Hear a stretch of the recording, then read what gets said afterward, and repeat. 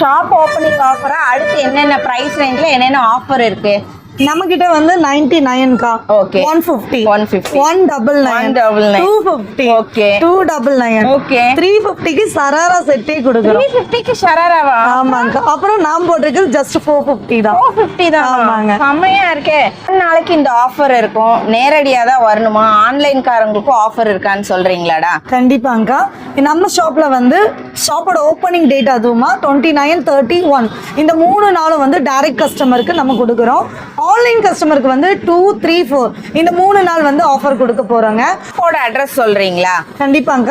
நம்ம ஷாப் வந்து கோயம்புத்தூர் தடாகம் ரோட்ல கோவில்மேட்ல லொக்கேட் ஆயிருக்கு.